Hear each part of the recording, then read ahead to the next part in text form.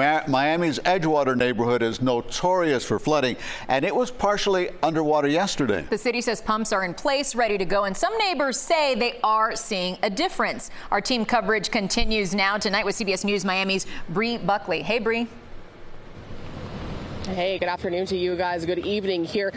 Neighbors here on North Bayshore Drive, where I am in Edgewater, telling me that today compared to yesterday is just completely night and day from what they saw. They said that this road right here, North Bayshore Drive, was completely flooded up to where we were standing right here, saying they're thankful that the rain so far hasn't been as bad as they brace for it to hopefully not happen again. It was like really like a lot of water. Deborah Castaneda has lived in Edgewater for the last 4 years, familiar with the flooding. And I don't see any difference. I don't think that is, helping or improving.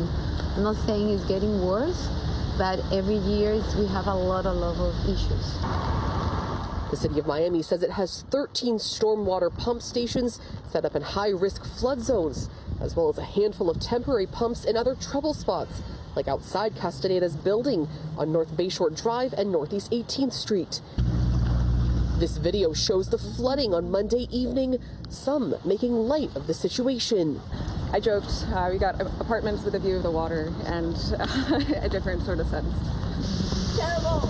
As some tourists were caught off guard. I just don't know how people deal with it all the time. All of a sudden, you're in a puddle that's covering your car. Hey, and some people here still don't know how they deal with it. You'll notice behind me here, though, this is one of those pumps that the city mentioned is set up here on standby, ready to go the next time this happens. For now in Edgewater, Bree Buckley, CBS News, Miami. Bree, thank you.